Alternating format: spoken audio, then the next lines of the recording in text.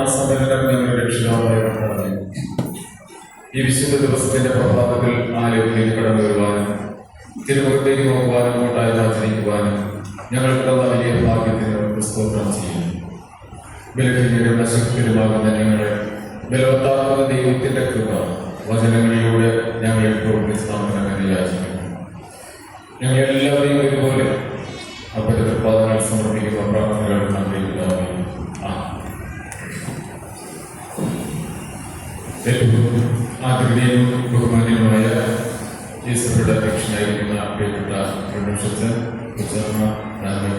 മക്കൾ, ആദരണീയനായ സഭാ സെക്രട്ടറി, സ്പെഷ്യലായ സഭാ കമ്മിറ്റി അംഗങ്ങൾ, സംഘടനകൾക്ക് നേതൃത്വം കൊടുക്കാനായിട്ട് തിരഞ്ഞെടുക്കപ്പെട്ട് നിയോഗിതരായിരിക്കുന്നവർ, കഴിഞ്ഞ കാലങ്ങളിൽ സംഘടനകൾക്ക് നേതൃത്വം കൊടുത്തവർ, മനോഹരമായ കാലങ്ങളായിരിക്കുന്ന പോരാട്ടങ്ങൾ, ആദരണീയരായ മാതാപിതാക്കളെ, സഹോദരി സഹോദരന്മാരെ കുറിച്ച് എല്ലാ പ്രിയപ്പെട്ടവർക്കും കർത്താവായ യേശുക്രിസ്തുവിന്റെ നാമത്തിലുള്ള സ്നേഹമാണ്. ഒരിക്കൽ കൂടെ ഈ സഭയിലേക്ക് കടന്നു വരുവാൻ ദൈവം സഹായിച്ചു. നമ്മുടെ സഭയിൽ ഒരു പുതിയ സഭ പണിത് പ്രതിഷ്ഠിച്ച, സേവനമനുഷ്ഠിച്ച സ്നേഹമുള്ള അച്ഛൻ സൂചിപ്പിച്ചതുപോലെ മഹായിടവകയുടെ ഒരു പുതിയ ക്രിസ്ത്യൻ വിദ്യാഭ്യാസ പാഠ്യപദ്ധതി പുസ്തകങ്ങൾ രൂപീകരിക്കുന്നതിനും ട്രെയിനിങ് കൊടുക്കുന്നതിനും ഒക്കെ നേതൃത്വം കൊടുത്തപ്പോൾ കൂടെ പ്രവർത്തിക്കുവാൻ കഴിയും.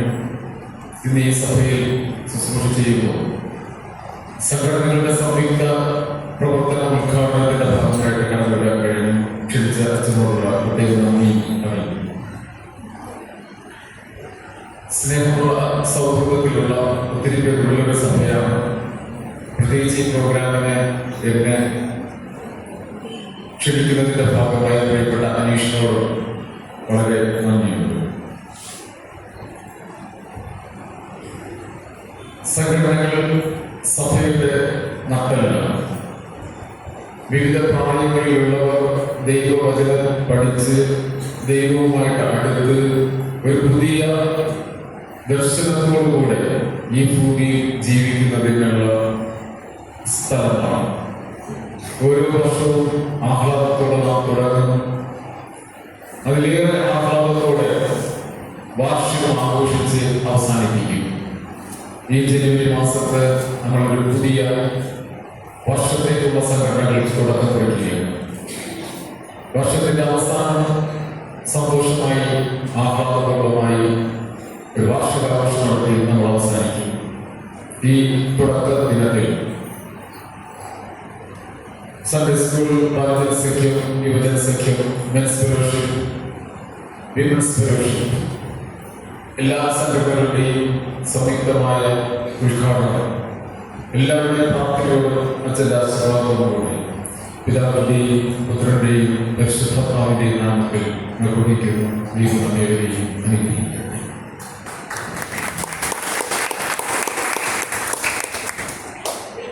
ഒരു പുതിയ വർഷം ആരംഭിക്കുമ്പോൾ we should rejoice, we should reflect and we should re-affirm. നമ്മൾ ആഹ്ലാദിക്കണം, ആനന്ദിക്കണം, വിചിന്തനം നടത്തണം, ഒന്നുകൂടെ ഉറപ്പിക്കണം. എന്തുകൊണ്ട് റിജോയ്സ് ചെയ്യണം? എന്തുകൊണ്ട് ആഹ്ലാദിക്കണം? The unchanging nature of God and the unconditional love of God.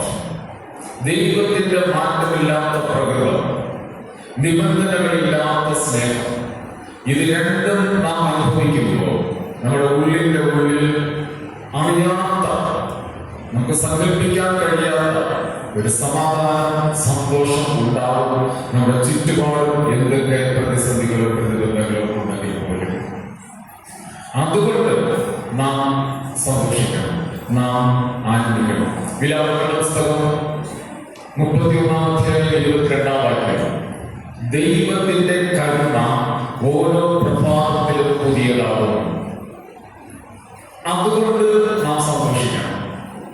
ഇന്ന് കഴിഞ്ഞ നിമിഷം വരെ ജീവിതത്തിൽ വന്നുപോയുള്ള ഒരു കാര്യത്തെയും നോക്കാതെ ഓരോ സമയത്തും പുതിയതായി നമ്മെ കാണുകയും നമുക്ക് കരുണ ലഭിക്കുകയും ചെയ്യുന്നു.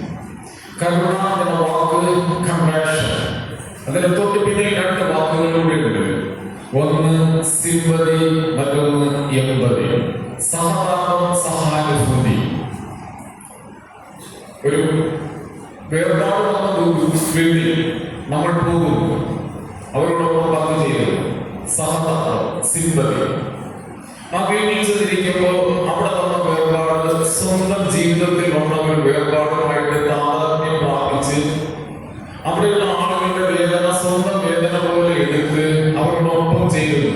അത് എമ്പതി, സഹാനുഭൂതി. അങ്ങനെ ഒരു വീട്ടിലിരുന്നപ്പോൾ ഈ വീട്ടിൽ അത്യാവശ്യമായ കുറെ കാര്യങ്ങളുണ്ട്, വസ്തുക്കളുണ്ട്. അത് തന്നാലാവുന്നത് വാങ്ങിക്കൊണ്ട് കൊടുക്കാം എന്ന് പറഞ്ഞ് വാങ്ങിക്കൊണ്ട് കൊടുക്കുന്നു. അത് കരുണ, കമ്പാഷൻ. ദൈവം നമ്മൾ കാണിക്കുന്നത് സഹതാപവും സഹാനുഭൂതിയുമല്ല, മറിച്ച് കരുണയാണ്. എന്താണ് ഓരോ പുതിയ ദിവസത്തിലും നമുക്ക് ആവശ്യമുള്ളത്? ബുദ്ധിയാണോ, ഓർമ്മയാണോ, ശക്തിയാണോ, ധനമാണോ, അവസരങ്ങളാണോ, ആരോഗ്യമാണോ? എന്താണ് വേണ്ടത്? ദൈവം അറിഞ്ഞ് നമുക്ക് തരുന്നു. ആ ദൈവത്തിന്റെ കരുണ ഓരോ പ്രഭാതത്തിലും പുതിയതാണ്. സങ്കീർത്തനങ്ങളുടെ പുസ്തകം 65-ാം അധ്യായത്തിന്റെ 11-ാം വാക്യം, സംവത്സരങ്ങളെ നന്മ കൊണ്ട് നിറയ്ക്കും. പ്രിയപ്പെട്ടവരെ, 2026 വർഷം നന്മ കൊണ്ട് നിറയുന്ന ഒരു വർഷമാക്കി വളരെയേറെ ആഹ്ലാദിക്കുവാൻ, ദൈവത്തിന്റെ കരുണയിൽ ആശ്രയിച്ചുകൊണ്ട് പോകുവാൻ നമുക്ക് കഴിയട്ടെ. ആഹ്ലാദിച്ചു കഴിയുമ്പോൾ ഒന്ന് വിചിന്തനം ചെയ്യണം. അതിനുവേണ്ടി ഒരു മാനേജ്മെന്റ് പ്രിൻസിപ്പിൾ ഉപയോഗിക്കാം. കുട്ടികൾക്ക് സ്പോട്ട് അനാലിസിസ്. ഒരു വ്യക്തിയുടെ സ്ട്രെങ്ത്, വീക്ക്നെസ്, ഓപ്പർച്യൂണിറ്റി, ത്രെറ്റ്, എന്തൊക്കെ സാധ്യതകൾ, കഴിവുകൾ, എന്തൊക്കെ ബലഹീനതകൾ, എന്തൊക്കെ അവസരങ്ങൾ, എന്തൊക്കെ പ്രതിസന്ധികൾ. ഇത് നാലും അറിയുമ്പോൾ എന്തൊക്കെയാണോ വീക്ക്നെസ്, ബലഹീനതകൾ, അതിനെയൊക്കെ ദൈവത്തോട് പ്രാർത്ഥിച്ച് ബലമാക്കി മാറ്റാനും, എന്തൊക്കെ പ്രതിബന്ധങ്ങളുണ്ടോ ആ പ്രതിബന്ധങ്ങളെല്ലാം പ്രാർത്ഥനയാൽ ശക്തി നേടി അവസരങ്ങളാക്കി മാറ്റാൻ നമുക്ക് കഴിയും. അതുകൊണ്ട് നാം എപ്പോഴും നാം ചെയ്യുന്ന പ്രവൃത്തിയിലേക്ക് വിചിന്തനം, റിഫ്ലക്ഷൻ വേണം. കഴിഞ്ഞ ഒരു വർഷം ഈ സഭയിൽ സംഘടനകളോട് വിവിധ പ്രവർത്തനങ്ങൾ നടന്നു. നാം എല്ലാവരും ഓരോ വിചിന്തനങ്ങൾ നടത്തിയിട്ടുണ്ട്. അങ്ങനെയാണെങ്കിൽ പുതിയ വർഷത്തിൽ കുറച്ചുകൂടെ അവസരങ്ങളും കുറച്ചുകൂടെ കഴിവുകളും ഓരോരുത്തർക്കും, നേതൃത്വത്തിലേക്ക് മാത്രമല്ല ഭാഗമാകുന്ന ഓരോരുത്തർക്കും എനിക്ക് എങ്ങനെയൊക്കെ ചെയ്യാൻ കഴിയും എന്ന ചിന്തയാണ് ദൈവം നമുക്ക് തരുന്നത്. അത് കഴിയുമ്പോൾ നമ്മൾ ഒന്നുകൂടെ ദൈവത്തിൽ ഒന്നുകൂടെ ഉറപ്പിക്കുന്നു. ദൈവത്തിൽ ഉറപ്പിച്ച് കഴിയുമ്പോൾ നെഹെമ്യാ പുസ്തകം 2-ാം വാക്യം, അവിടെ ഒരു വാക്യം ഇങ്ങനെയാണ്: നാം എഴുന്നേറ്റ് പണിയുക. അവിടുത്തെ സാഹചര്യം തകർന്ന യെരൂശലേമിന്റെ മതിലുകളെ കുറിച്ചുള്ളതാണെന്ന് നമുക്കറിയാം. നമ്മുടെ ജീവിതത്തിലേക്കും നമ്മുടെ സഭയിലേക്കും നമ്മുടെ സംഘടനകളിലേക്കും വരുമ്പോൾ എന്തൊക്കെ സാധ്യതകൾ പണിയാനുണ്ടോ ആ പണിയിൽ ഏർപ്പെടാൻ, ആക്ഷനിൽ ഏർപ്പെടാൻ, ബിൽഡിങ്ങിൽ ഏർപ്പെടാൻ, വളർത്തിക്കൊണ്ടുവരുവാൻ നമുക്ക് കഴിയണം. അതിന്റെ കൂടെ ചേർന്ന് ഒരു വാക്യമുണ്ട്: അവർ നല്ല പ്രവൃത്തിക്കായി അന്യോന്യം ധൈര്യപ്പെടുത്തി. ഒരു വലിയ സത്യമാണ്. നല്ല പ്രവൃത്തി നമ്മൾ ഉണ്ടാകണമെങ്കിൽ അന്യോന്യം ധൈര്യപ്പെടുത്തൽ വേണം. അങ്ങനെയാണെങ്കിൽ നമ്മുടെ സംഘടനകൾ we can rejoice, we can reflect and we can re-affirm. കുട്ടികളാണല്ലോ നമ്മുടെ പ്രധാന ലക്ഷ്യം, ഫോക്കസ്. എന്നാൽ ഈ ലോകത്ത് കുട്ടികളുടെ അവസ്ഥ അത്ര നല്ലതല്ല. നമ്മുടെയൊക്കെ കണ്ണുകളിലിരിക്കുന്ന ഈ കുട്ടികൾ എന്തോരം നല്ല ഉടുപ്പ്, നന്നായിട്ട് തലമുടിയിൽ ചീകി ബോയൊക്കെ വെച്ച്, ആര് കണ്ടാലും കൊള്ളാം എന്ന് പറയുന്ന തരത്തിൽ ഭക്ഷണവും മേന്മയോടുകൂടെ അവരിയ്ക്കുന്നു. എന്നാൽ ഈ ഭൂമിയിൽ യുനിസെഫിന്റെ കണക്കനുസരിച്ച് 43.7 കോടി കുട്ടികൾ ഭക്ഷണമില്ലാതെ സ്കൂളിൽ പോകാൻ കഴിയാതെ കഷ്ടപ്പെടുന്നു. സുഡാൻ എന്ന് പറയുന്ന രാജ്യത്ത് പഠിക്കുന്ന കുട്ടികൾക്കറിയാം 1994 യുണൈറ്റഡ് നാഷൻസിന്റെ ഭക്ഷണ ക്യാമ്പിലേക്ക് ഇഴഞ്ഞ് കുട്ടി പോകുന്നു. വെറും ഒരു അസ്ഥികൂടമാണ്. അതിന്റെ പുറകെ ഒരു വളർച്ച കഴുകാൻ പോകുന്നു. ഈ കുട്ടി എവിടെയെങ്കിലും വീണ് മരിക്കും, മരിച്ചിട്ട് വേണം ഈ കുട്ടിയെ കൊത്തി തിന്നാനെന്ന ചിന്തയോടുകൂടെയാണ് വളർച്ച പുറകെ പോകുന്നത്. ഇത് കണ്ട കെവിൻ കാർട്ടർ പകർത്തി പിറ്റേ ദിവസം പത്രങ്ങളിൽ പ്രിന്റ് ചെയ്യുന്നത് ഈ ലോകം മുഴുവനും സുഡാനിലെ ഭക്ഷണക്ഷാമത്തെ കുറിച്ച്, ദാരിദ്ര്യത്തെ കുറിച്ച് പറഞ്ഞു. ഇത് 1994. 2025 ഇന്ന് 2026 സുഡാനിൽ പോയ ആ സ്ഥിതിക്ക് വലിയ മാറ്റം വന്നിട്ടില്ല. വർഷം 9 വച്ച് കഴിഞ്ഞിട്ട് ഇന്ന് 40% താഴെ കുട്ടികൾ മാത്രമേ സ്കൂളിൽ പോകുന്നുള്ളൂ. ഈ ഏതെങ്കിലും ഒരു കുട്ടി സ്കൂളിൽ പോകുന്നുണ്ടോ? സ്കൂളിൽ പോകാൻ കഴിയാത്തതുകൊണ്ട് പോകാത്തതാണ്. എവിടെ മൈക്കൊണ്ടു നടത്താറില്ല, പ്രാപ്യമല്ല. 2024 വർഷം കുട്ടികളെ സംബന്ധിച്ചിടത്തോളം സങ്കടത്തിന്റെ ഒരു വർഷമായിരുന്നു. ഗാസയിൽ മാത്രം കൊല്ലപ്പെടുന്ന 20,000 കുട്ടികളാണ്. അതിൽ 5,000-ഓളം കുട്ടികൾ 5 വയസ്സിന് താഴെ. കുട്ടികളാണോ യുദ്ധം കൊണ്ടുവന്നത്? കാരണക്കാരാണ് അല്ല, പക്ഷേ യാതൊരു ഏറ്റവും കൂടുതൽ അനുഭവിക്കുന്നത് അവരാണ്. എന്തിനാണ് ഇത് സൂചിപ്പിച്ചത് എന്ന് ചോദിച്ചാൽ, ഈ വീട്ടിലെ കുട്ടികള് നിങ്ങളുടെ മനസ്സിൽ വലിയ ചിന്തകളാണ്. എന്നെ പോലൊരു കുട്ടി ഏതോ രാജ്യത്ത് കഴിഞ്ഞ 2-3 ദിവസങ്ങളിലാണ് ഭക്ഷണം കഴിക്കാനില്ലാതെ വെറും അസ്ഥിയായിട്ട് കിടപ്പുണ്ട്.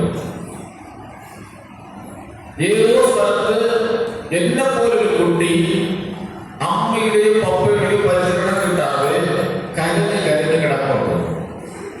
അങ്ങനെ ഒരു കുട്ടി ഇന്നലെ ഉണ്ടായിരുന്നു. 2026 കൊണ്ട് ഇനി 2050 ഉണ്ടാവും. എങ്കിൽ 2050 അങ്ങനെയുള്ള കുട്ടികൾക്ക് വേണ്ടി എന്തെങ്കിലും ചെയ്യാൻ എനിക്ക് കഴിയണം. ആ ഒരു വലിയ ചിന്ത നമ്മുടെ മനസ്സിൽ കിടക്കണം. ലോകം വളരുന്നത് 2 കാര്യങ്ങളോടാണ്: സയൻസ് ആൻഡ് ടെക്നോളജി. സയൻസ് എന്ന് പറയുന്നത് ശാസ്ത്രം കണ്ടുപിടുത്തമാണ്. ടെക്നോളജി എന്ന് പറയുന്നത് കണ്ടുപിടുത്തതിന്റെ പ്രയോഗവൽക്കരണമാണ്. ഇത് രണ്ടും എഫക്റ്റീവായി ഉപയോഗിക്കുന്ന ഏത് രാജ്യത്തോ ആ രാജ്യത്തിന്റെ സമ്പദ്ഘടന വളർന്നു വന്നിരിക്കും. എന്നാൽ ഒരു മനുഷ്യൻ ഈ ഭൂമിയിൽ വളരുന്നത് 3 കാര്യങ്ങളുകൊണ്ടാണ്. ഒന്ന്, അവൻ ഈ സയൻസ് അവന്റെ ജീവിതത്തിൽ ഉപയോഗിക്കും. 2, അവൻ എല്ലാ ടെക്നോളജിയും ഉപയോഗിക്കും. 3, അവന്റെ ധാർമ്മിക മൂല്യങ്ങൾ, വാല്യൂസ് അവൻ വളർന്നുകൊണ്ടേയിരിക്കും. ശാസ്ത്രത്തിന്റെയും സാങ്കേതിക വിദ്യയുടെയും വാല്യൂസ് ഇല്ല, എന്നാൽ മനുഷ്യന്റെ ജീവിതത്തിൽ വാല്യൂസ് ഉണ്ട്. ഒരു 10 വർഷങ്ങൾ കഴിയുമ്പോൾ സ്കൂളിൽ കുട്ടികൾ പഠിക്കാൻ പോകുന്നത് ഒരു പാഠം പഠിക്കാനായിരിക്കില്ല, സഹജീവനം പഠിക്കാനായിട്ടായിരിക്കും. എങ്ങനെ ഒരുമിച്ച് ജീവിക്കാം, എങ്ങനെ ഒരുമിച്ച് പ്രവർത്തിക്കാം എന്നതിനെ കുറിച്ചിട്ടായിരിക്കും. പാഠങ്ങൾ പഠിപ്പിക്കാനായിട്ട് ഏത് മികച്ച അധ്യാപകരെക്കാളും വളർന്ന വലുതായ ആർട്ടിഫിഷ്യൽ സൂപ്പർ ഇന്റലിജൻസ് ഉള്ള സാധ്യതകൾ നമ്മുടെ കുട്ടികളുടെ മുമ്പിൽ ഉണ്ടായിരിക്കും. അങ്ങനെയാണെങ്കിൽ 125 വർഷത്തെ ചരിത്രം എടുത്ത് നിങ്ങൾ നോക്കണം. ഈ ലോകം വളർന്നത് എങ്ങനെയാണ്? 1903 മുതൽ 1925 വരെ പിറന്ന കുട്ടികൾ, ആ ജനറേഷൻ, അതിനെ ഡിപ്രഷൻ ചുറ്റുമെന്നാണ് വിളിക്കുന്നത്. വിഷാദ വലയുന്ന കുട്ടികൾ. കാരണം ലോക യുദ്ധം കഴിഞ്ഞ സമയത്ത് പിറന്ന കുട്ടികളാണ്. ഈ സമയത്താണ് ആവി എന്ന് കണ്ടുപിടിക്കപ്പെട്ടത്. 1926 മുതൽ 1945 വരെ സൈലന്റ് ജനറേഷൻ, നിശബ്ദ തലമുറ എന്നാണ് ആ സമയത്ത് പിറന്ന കുട്ടികളെ പറയുന്നത്. കാരണം 2 ലോകയുദ്ധങ്ങൾ കഴിഞ്ഞു. ആ സമയത്ത് ബ്ലാക്ക് ആൻഡ് വൈറ്റ് ടിവിയും കമ്പ്യൂട്ടറുടെ ആദ്യ എഡിഷനും ആ സമയത്താണ് ഉണ്ടായത്. 1946 മുതൽ 1954 വരെ പിറന്ന കുട്ടികളെ ബൂമേഴ്സ് എന്നാണ് വിളിക്കുന്നത്. ഈ സമയത്താണ് സാമ്പത്തികമായെല്ലാം ഈ ലോകം കൂടുതൽ മെച്ചപ്പെടാൻ തുടങ്ങിയത്. ഈ സമയത്ത് കളർ TV കണ്ടുപിടിക്കപ്പെട്ടു. 1967 മുതൽ 1980 കാലഘട്ടം വരെയുള്ള കുട്ടികളെ ജനറേഷൻ എക്സ് എന്നാണ് വിളിക്കുന്നത്. മൊബൈൽ ഫോണിന്റെ ആദ്യ എഡിഷൻ ഈ കാലഘട്ടത്താണ് ഉണ്ടായത്. 1980 മുതൽ 96 വരെയുള്ള ഒരു കാലഘട്ടം. അതിലൂടെ ഒരുപാട് ആളുകൾ നീക്കിക്കൊണ്ട് ജനറേഷൻ Y എന്നാണ് അവർ വിളിച്ചത്. ആ സമയത്താണ് ഇന്റർനെറ്റും സ്മാർട്ട് ഫോണും സോഷ്യൽ മീഡിയയുടെ ആരംഭം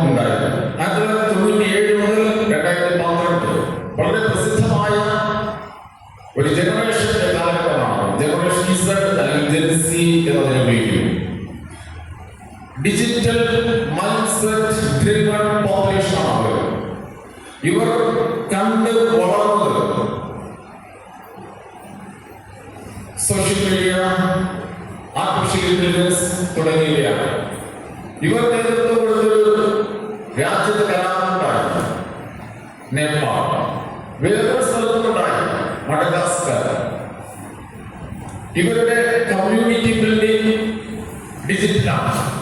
ഒരു സംശയം വന്നാൽ നോക്കാൻ ഡിജിറ്റലാണ്, പേയ്മെന്റ് ഡിജിറ്റലാണ്. ജനറേഷൻ ഇസഡ് ജെൻസിയിലുള്ള യങ്സ്റ്റേഴ്സ് ഒരുപാട് ഇവിടെയുണ്ട്.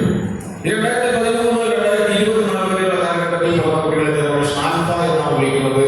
അവർ പിറന്നത് ഡിജിറ്റൽ ലോകത്താണ്. അതിലുള്ള കുട്ടികളാണ് ഈ ഇരിക്കുന്നത്. ആൽഫ ഇനി 2025 മുതൽ 2039 വരെ പിറന്ന കുട്ടികൾക്ക് ജനറേഷൻ ബീറ്റ എന്നാണ് പറയുന്നത്. ഈ പറക്കുന്ന കുട്ടികൾ കാണുന്നത് മൂന്നിൽ ആളുകൾ പോകുന്നു, അവിടെ താമസിക്കുന്നു.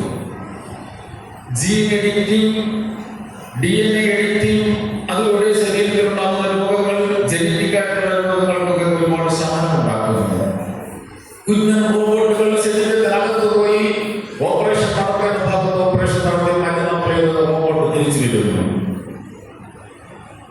മൊബൈൽ ഫോണിൽ കൈകൊണ്ട് വോയിസ് കൊണ്ട് ഇന്ന് ടൈപ്പ് ചെയ്യുന്നുവെങ്കിൽ ഹ്യൂമൻ ബ്രെയിൻ ഡിജിറ്റൽ ഇന്റർഫേസ് ഉണ്ടാവും.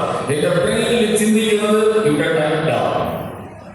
ഇത്തരത്തിലുള്ള സാങ്കേതിക വിദ്യകളുടെ ലോകത്താണ് ഈ കുട്ടികൾ പറക്കാൻ പോകുന്നത്. പ്രിയപ്പെട്ടവർ, എന്തിന് ഞാനിത് പറഞ്ഞു എന്ന് ചോദിച്ചാൽ, കുട്ടികളാണ് നിങ്ങൾ അറിയേണ്ടത്.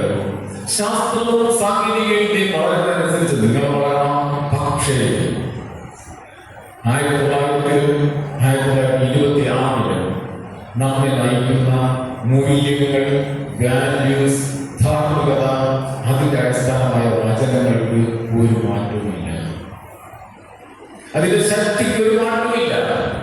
അതിന്റെ പ്രവർത്തനത്തിന് ഒരു മാറ്റമില്ല. വിശ്വസിക്കുന്നവർ അത് ആസ്വദിക്കുന്നതിന് ഒരു മാറ്റവുമില്ല. അങ്ങനെയാണെങ്കിൽ ഇത് ആസ്വദിച്ച് മുമ്പോട്ട് പോകാൻ നമുക്ക് കഴിയും. ഒപ്പം പല തലമുറകളിൽ വരുന്നവർക്ക് പല മനഃശാസ്ത്രമാണ്. Generation psychology always influence the individual psychology.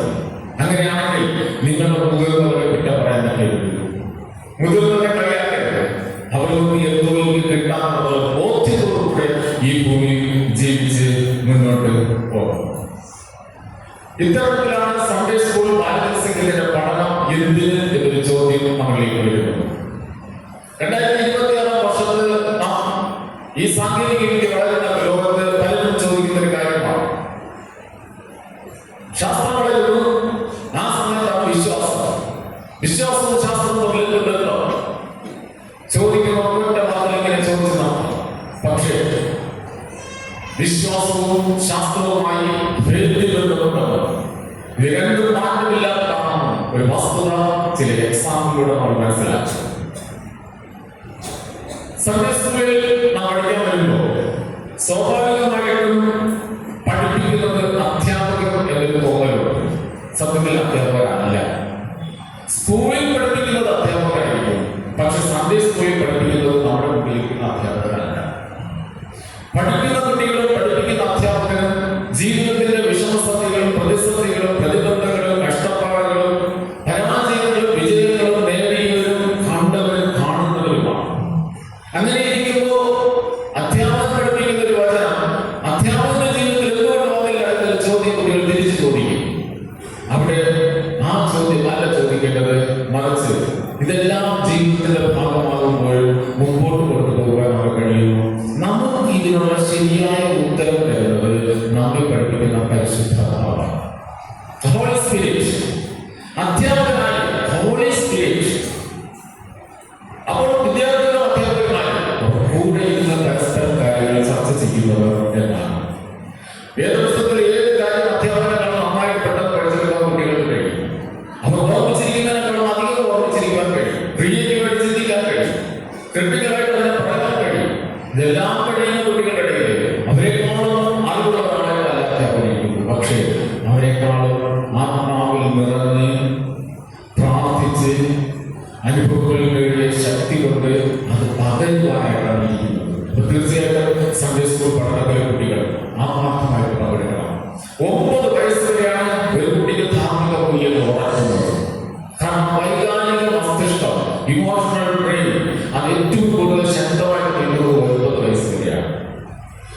കുട്ടി ആത്മവിശ്വാസം പഠിക്കാൻ എനിക്ക് കിട്ടാം. കുട്ടികളെ ആത്മവിശ്വാസം പഠിക്കാൻ സത്യം പറയാം. നിങ്ങൾക്ക് വേണ്ടിയിട്ടാണ് ഈ വെച്ച് പഠിക്കുന്ന ആവശ്യത്തിന് വേണ്ടിയിട്ടാണ്. പിന്നെ ആത്മ പപ്പയ്ക്ക് വേണ്ടി ഇല്ലെങ്കിൽ അമ്മയ്ക്ക് വേണ്ടി ഇല്ലെങ്കിൽ സാധാരണ ഒരു പേപ്പറിൽ 3 സ്റ്റാർ കിട്ടി. കുട്ടി ഓടിക്കൊണ്ടി അമ്മയുടെ കൊണ്ട് കൊടുക്കും. എനിക്ക് 3 സ്റ്റാർ കിട്ടി. അപ്പൊ കെട്ടിപ്പിടിച്ച് ഉമ്മകളും ചേർത്തിരുത്തും. കേട്ടോ എനിക്ക് 3 സ്റ്റാർ കിട്ടിയോ അമ്മയ്ക്ക് ഭയങ്കര സന്തോഷമായി. അമ്മയ്ക്ക് വേണ്ടിയിട്ടല്ലേ ആ സ്റ്റാർ വാങ്ങിച്ചത്. അടുത്ത ദിവസം ഇനി 4 സ്റ്റാർ വാങ്ങിക്കുമ്പോൾ അമ്മയ്ക്ക് വേണ്ടിയിട്ട് പണ്ട് സ്ലേറ്റ് അതിൽ ഗുഡ് നിർത്തിയിട്ടു ടീച്ചർ സ്കൂളിൽ നിന്ന് വീട്ടിൽ വരുന്നത് വരെ നടന്നു വരണം. വായാതെ ഈ സ്ലേറ്റിനെ സൂക്ഷിച്ചു കൊടുക്കുക. പൊരുത്ത് പോകാതെ ചിലർക്ക് വെള്ളിട്ട് മാറ്റില്ലാണോ അതൊന്നും കൊടുക്കാതെ സൂക്ഷിച്ചു കൊടുക്കുക. കൊണ്ടുവന്ന് ഈ കുട്ടിനെ അമ്മയ്ക്ക് കാണിച്ചാലേ സന്തോഷിക്കും. ക്ലാസ്സിൽ പഠിപ്പിച്ച ടീച്ചർ പരീക്ഷയിൽ മാർക്ക് കിട്ടി ബോധമാക്കിയിട്ട് കൊള്ളാം. ടീച്ചർക്ക് വേണ്ടിയിട്ട് സ്വന്തമായിട്ട് പഠിക്കുന്നത് നിങ്ങൾ കൗമാര യുവത്വത്തിലോട്ട് എത്തുമ്പോഴാണ്. തങ്ങൾക്ക് വേണ്ടി പഠിക്കുന്നത് 9 വയസ്സ് കഴിഞ്ഞ് 10 വയസ്സ് കഴിയുമ്പോൾ പിന്നെ ചിന്തിക്കുന്ന മസ്തിഷ്കത്തിന്റെ സാന്നിധ്യം കൂടും. തിങ്കിങ് ബ്രെയിൻ ചോദ്യങ്ങൾ ചോദിക്കും, വിസ്മയിക്കുന്ന ചോദ്യങ്ങൾ ചോദിക്കും. യേശു ക്രിസ്തു 12 വയസ്സ് ദൈവാലയത്തിൽ കാര്യങ്ങൾ ശ്രദ്ധിച്ചു, കാര്യങ്ങൾ ഗ്രഹിച്ചു, ചോദ്യങ്ങൾ ചോദിച്ചു. കണ്ടവർക്ക് വിസ്മയം തോന്നി. 9 വയസ്സ് വരെ നിങ്ങൾ പഠിക്കുന്ന പഠനത്തിന്റെ പ്രതിഫലനമാണ്, റിഫ്ലക്ഷനാണ്. പിന്നെ യുവത്വത്തിലുള്ള നിങ്ങളുടെ ചോദ്യങ്ങളും നിങ്ങൾക്കുണ്ടാകുന്ന ഉത്തരങ്ങൾ. അങ്ങനെയാണെങ്കിൽ വേദപുസ്തകം നന്നായിട്ട് പഠിക്കുവാൻ, രക്ഷാകര ദൗത്യത്തിലേക്ക് പോകുവാൻ, ബോധത്തിൽ നിന്നും സുബോധത്തിലേക്ക് പോകുവാൻ നമുക്ക് പഠനം വേണം. കോൺഷ്യസ്നസ് ആൻഡ് റിയലൈസേഷൻ, ബോധ്യവും തിരിച്ചറിയലും ഉണ്ടാകുന്നത് ഒരാൾക്ക് ദൈവിക പഠനത്തിൽ നിന്നാണ്. അത് ആത്മാവിന്റെ ഒരു ശക്തിയാണ്. ആ ശക്തി ആസ്വദിച്ച് മുമ്പോട്ട് പോകുവാൻ നമ്മുടെ നമ്മൾക്ക് കഴിയും. കുട്ടികളുടെ 2 വാക്കുകൾ. ഒന്ന്, കുറ്റപ്പെടുത്തരുത്. ഈ 2026 വർഷം നമ്മൾ ആരെയും കുറ്റപ്പെടുത്തരുത്. ഒന്നാമത് നിങ്ങളെ കുറ്റപ്പെടുത്തരുത്. എന്റെ നിറം ഇങ്ങനെ, എന്റെ ശരീരം ഇങ്ങനെ, എന്റെ ബുദ്ധി ഇങ്ങനെ, എന്റെ കഴിവ് ഇങ്ങനെ, എന്റെ കണ്ണ് ഇങ്ങനെ, എന്റെ എഴുത്ത് ഇങ്ങനെ എന്ന് പറഞ്ഞ് കുറ്റപ്പെടുത്തരുത്. You are unique. ഓരോ കുട്ടിയും ഈ ഭൂമിയിൽ യുണീക്കാണ്. പകരം വയ്ക്കാനൊന്നില്ല.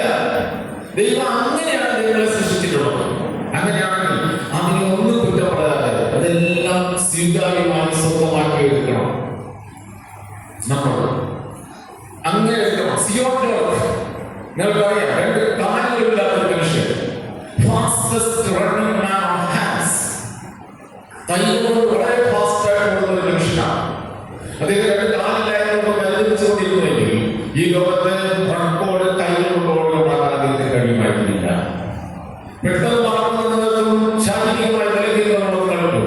ദൈവം വളരാൻ ഉയരാൻ വിലലോക മാർഗങ്ങൾ നമുക്കൊക്കെ വെച്ചിട്ടുണ്ട്. ആ മാർഗങ്ങളിലേക്ക് കിട്ടുന്ന പ്രാർത്ഥനകളിലൂടെ മുമ്പോട്ട് പോകുക. സ്വയം കുറ്റപ്പെടുത്തരുത്. സ്വയം കുറ്റപ്പെടുത്തിയാൽ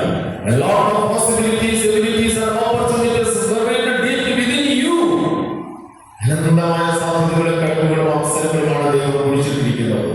ഇത് ഓരോന്നായി കണ്ടെത്തി പുറത്തു കൊണ്ടുവരാൻ അവരെ സഹായിക്കുന്നതാണ് വിദ്യാഭ്യാസം. അത് പുറത്തു കൊണ്ടുവരാൻ കഴിയാതെ പോകും. അത് യൂട്ടിലൈസ്ഡ് ആയിട്ട് കിടക്കും. അങ്ങനെ വിടാനല്ല നിങ്ങൾ ആഗ്രഹിക്കുന്നത്. ഒരൊറ്റ കുട്ടി പോലും താങ്കളെ കുറ്റപ്പെടുത്തരുത്. കുട്ടികൾ ഒരിക്കലും മറ്റുള്ളവരെ കുറ്റപ്പെടുത്തരുത്. എന്റെ പപ്പ, എന്റെ അമ്മ, എന്റെ സാർ, എന്റെ സ്കൂൾ, ഇതൊക്കെ വേറെ തരത്തിൽ ഞാൻ നന്നായി പോകുമായിരുന്നു. താമസമാണെങ്കിൽ കുട്ടികൾ പറയാറുണ്ട്, ഞാൻ ആ വീട്ടിൽ ജനിച്ചിരുന്നെങ്കിൽ ഞാൻ ആരെ തീരുമാനിക്കും, ഞാൻ ആ ആളിന്റെ മക്കളെ ജനിച്ചിരുന്നെങ്കിൽ എങ്ങനെയായി പാപമായിരുന്നു. അതല്ല, ഞാൻ ഇവിടെ ജീവിച്ചതിന്റെ ഭാഗ്യം. എന്റെ ഈ മാതാപിതാക്കൾ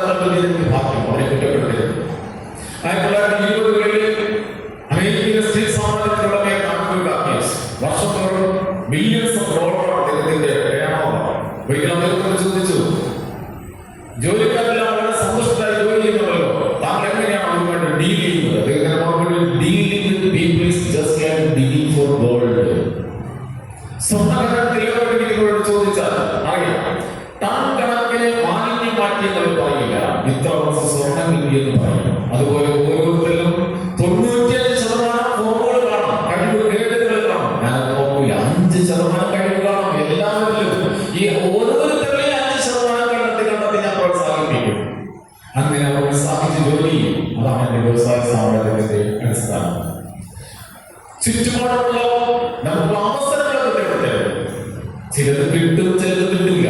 ഇന്ന് കിട്ടാത്തത് നാളെ കിട്ടും എന്ന് പറഞ്ഞുകൊണ്ട് മുമ്പോട്ട് പോകുക. ഒന്ന്, കുറ്റപ്പെടുത്തരുത്. രണ്ടാമത്തെ വാക്ക്, അനുസരിക്കുക. വചനത്തെ അനുസരിക്കുക, അനുസരിക്കേണ്ട മനുഷ്യരെ അനുസരിക്കുക. പ്രബോധനത്തിനും പരിജ്ഞാന വചനങ്ങൾക്കുമാണ് ഹൃദയവും ചെവിയും കൊടുക്കേണ്ടത്. നല്ലതിലേക്ക് നമ്മളെ സമർപ്പിക്കണം. നാം ഒരിക്കലും അനുസരണമില്ലാതെ പോകാൻ പാടില്ല. ജസ്റ്റിസ് ദേവൻ രാമചന്ദ്രൻ അറിയാവുന്ന ഒരു പേരാണ്. ഹൈക്കോടതിയിലെ ജസ്റ്റിസാണ്. പൊതു താല്പര്യ ഹർജികളിൽ നല്ല വിധിന്യായം പുറപ്പെടുവിക്കുന്ന മനുഷ്യനാണ്. ഇദ്ദേഹം സ്കൂളിൽ പഠിക്കുന്ന സമയത്ത് ഉണ്ടായ കാര്യം കുട്ടികളോട് ഒരിക്കൽ പങ്കുവച്ചു. അതിങ്ങനെയാണ്: 10ാം ക്ലാസ് പഠിച്ചു കഴിഞ്ഞു, കോളേജിലേക്ക് പോവുകയാണ്. അച്ഛൻ അടുത്ത് വിളിച്ചു. എന്നിട്ട് ആരുടെ പിള്ളേരിൽ പോലെ അടുത്തിങ്ങനെ ഇരുന്ന് തോളിൽ കൈയിട്ട് ഇരുന്നു. 15 വയസ്സായി കൗമാര യുവത്വത്തിന്റെ തുടക്കത്തിൽ നിൽക്കുന്ന ഒരു കുട്ടി പിതാവിന്റെ ദേഹത്ത് കൊണ്ട് തോളിൽ കൈയിട്ട് ഒക്കെ ഇരിക്കാൻ അന്നും കഴിഞ്ഞു, ഇന്നും കഴിയണം. ഇവിടെ ഒരുപാട് കൗമാര പ്രായത്തിലുള്ള കുട്ടികളുണ്ട്. ഒരു 15 തൊട്ട് 21-22 വയസ്സ് വരെ പപ്പയുടെയും അമ്മയുടെയും തോളിൽ കൈയിട്ട് അവർക്കൊരു ഉമ്മ കൊടുത്ത് അവരോട് ചേർന്ന് നിൽക്കുവാൻ കഴിയില്ല.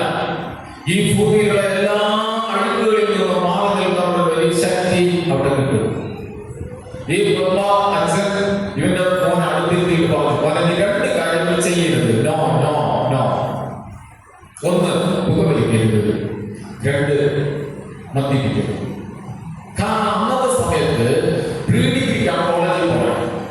കോളേജിലാണ് ഈ 2 കാര്യങ്ങൾ തുടങ്ങുന്നത്. അതിന് മുമ്പുള്ള പ്രായത്തിൽ വീട്ടിലോ നാട്ടിലോ പറ്റില്ല.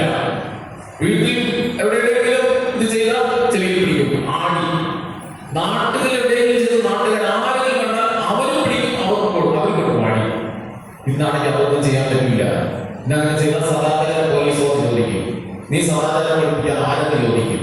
അതുകൊണ്ട് വലിച്ചാലും കുടിച്ചാലും കിടന്നാലും എന്ത് ചെയ്താലും ആരും തിരിഞ്ഞു നോക്കില്ല. കണ്ണോട് പോയാലും രാമന് കണ്ടില്ലേ പറഞ്ഞിരിച്ചു പോകും. അത് സമൂഹത്തിൽ ഒരു വലിയ അപജയമാണ്. പക്ഷെ നിർത്തിയില്ല. അതുകൊണ്ടാണ്.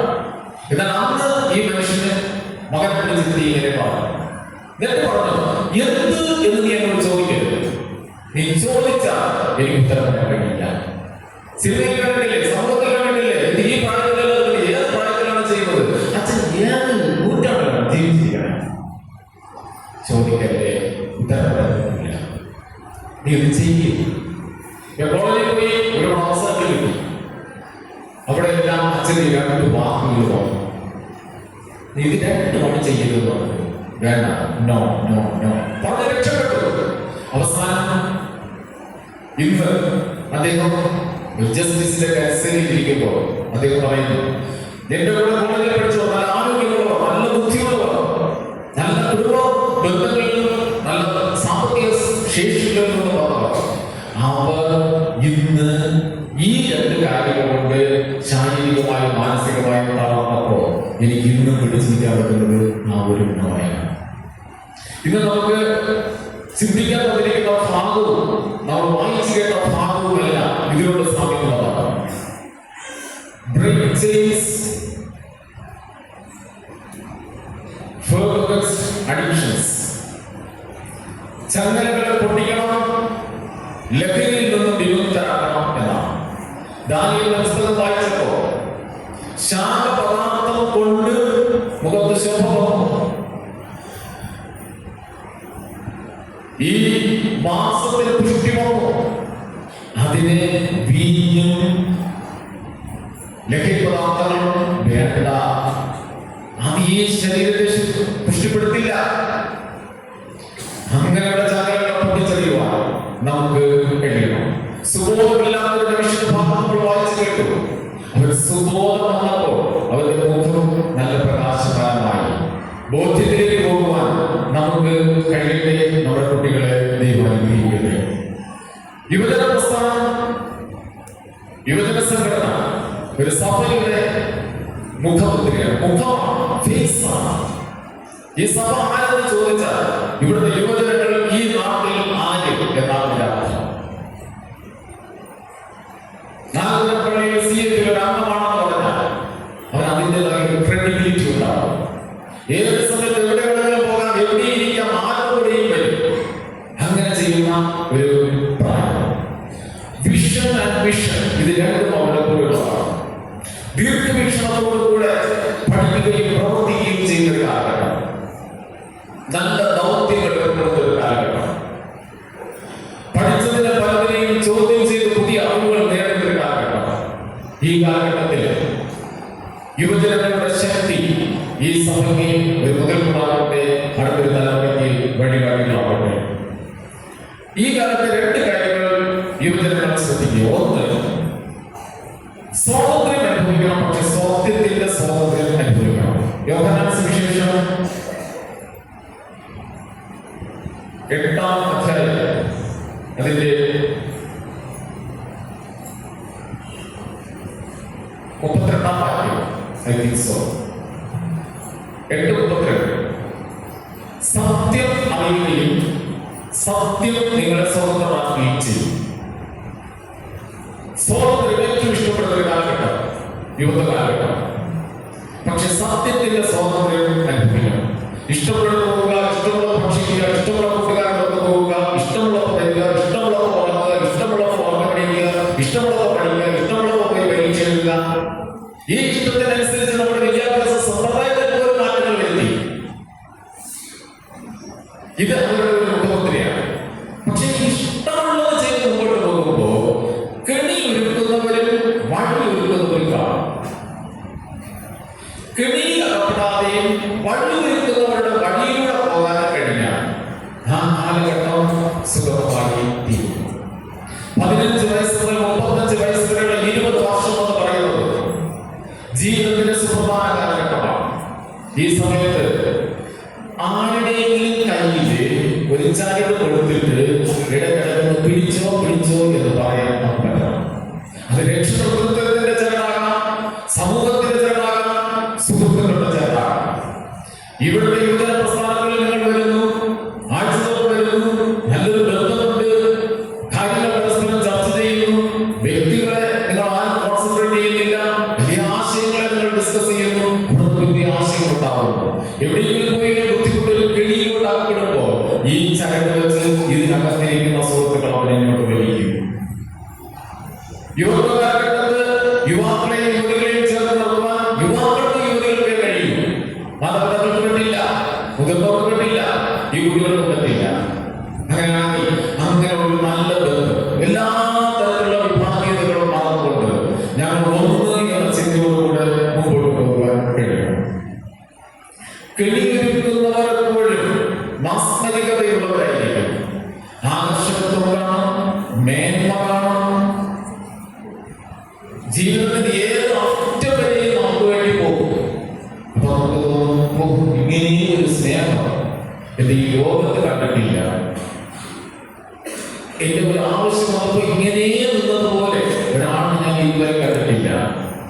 എന്നാൽ അത് കെണിയൊരുക്കുന്നവരാണെങ്കിൽ അവർ തന്റെ കെണിയിലേക്കും തന്റെ വലയിലേക്കും ആളുകളെ ആകർഷിച്ച് നിർത്താൻ വേണ്ടി ഉപയോഗിക്കുന്ന ഒരു തന്ത്രം മാത്രമായിരിക്കും. വലയിൽ വീണു എന്ന് കാണുമ്പോൾ അവരുടെ സന്തോഷം വരും, പിന്നെ തിരിഞ്ഞു നോക്കില്ല.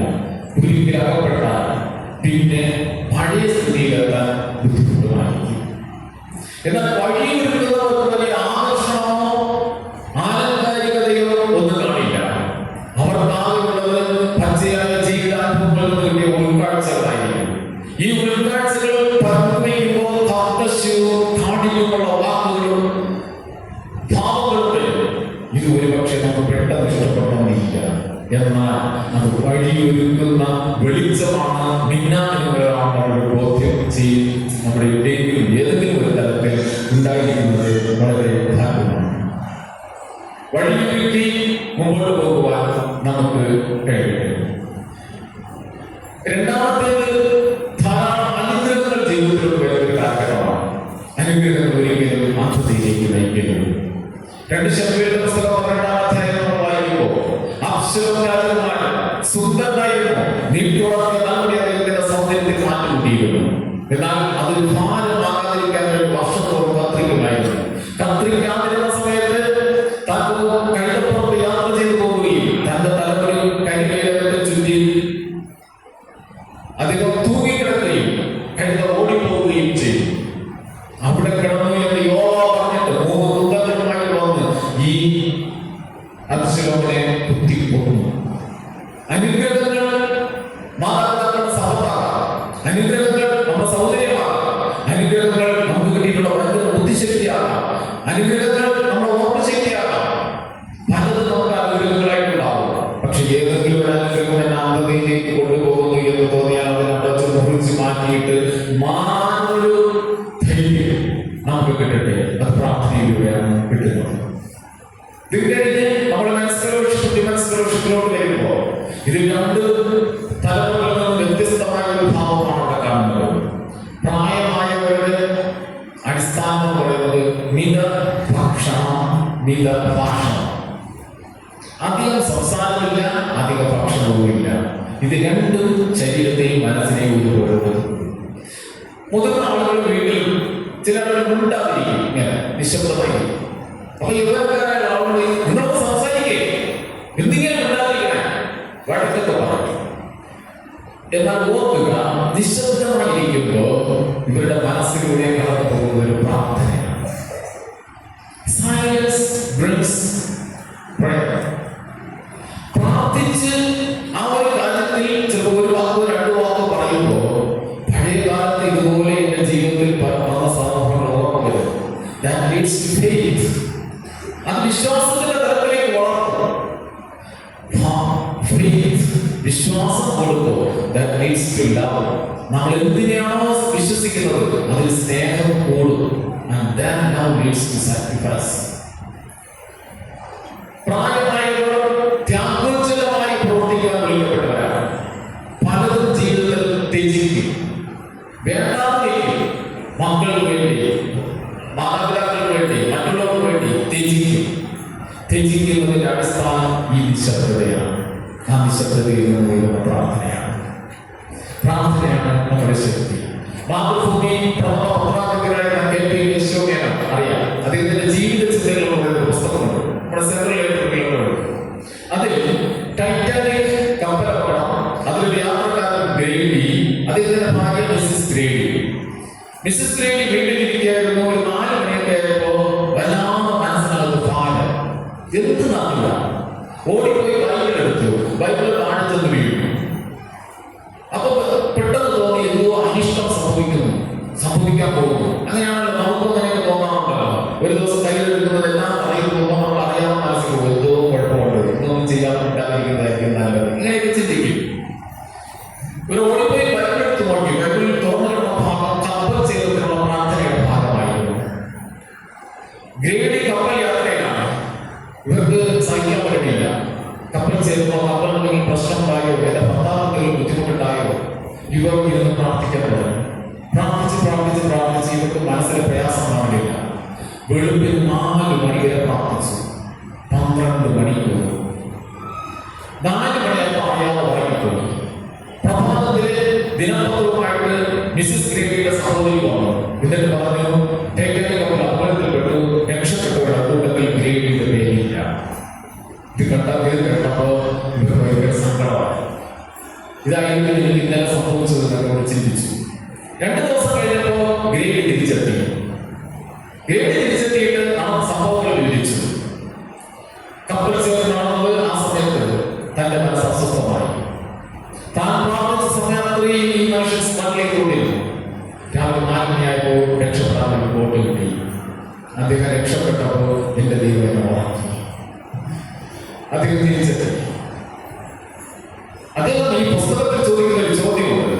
യുക്തിചിന്തയ്ക്ക് ലോജിക്കൽ തിങ്കിങ്ങിനെ യോജിച്ചതായിട്ട് അല്ല. ഞാൻ തുടക്കത്തിൽ പറഞ്ഞില്ലേ, ഒരുപാട് ചോദ്യങ്ങൾക്ക് ഉത്തരമില്ല.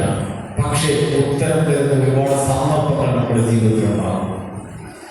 ഇവിടെ മിസ്സസ് ഗ്രേഡിയുമായിട്ടുള്ള ബന്ധം ഒരാളിന് വേണ്ടി പ്രാർത്ഥിച്ചത് എന്തിനു വേണ്ടിയതാണല്ല, പക്ഷേ പ്രാർത്ഥിച്ചപ്പോ അവിടെ അദൃശ്യമായ ഒരു ശക്തി പ്രവർത്തിച്ചു.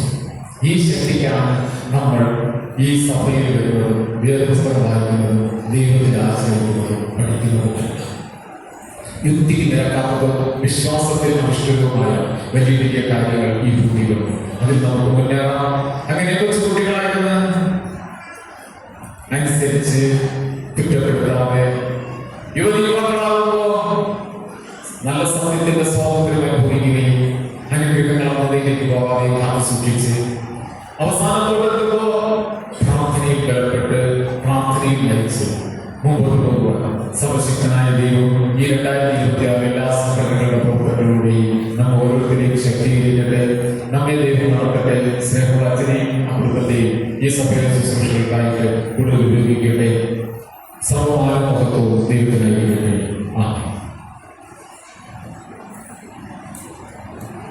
ഈ വർഷത്തെ സംഘടനകളുടെ പ്രവർത്തനോദ്ഘാടനം നിർവഹിച്ചുകൊണ്ട് നമുക്കെല്ലാവർക്കും ആവശ്യമായ പ്രത്യേക സന്ദേശത്തിന് നേതൃത്വം നൽകിയ പ്രിയ സാറിന് സംഘടനകളുടെ പേരിലും എൻ്റെ വ്യക്തിപരമായ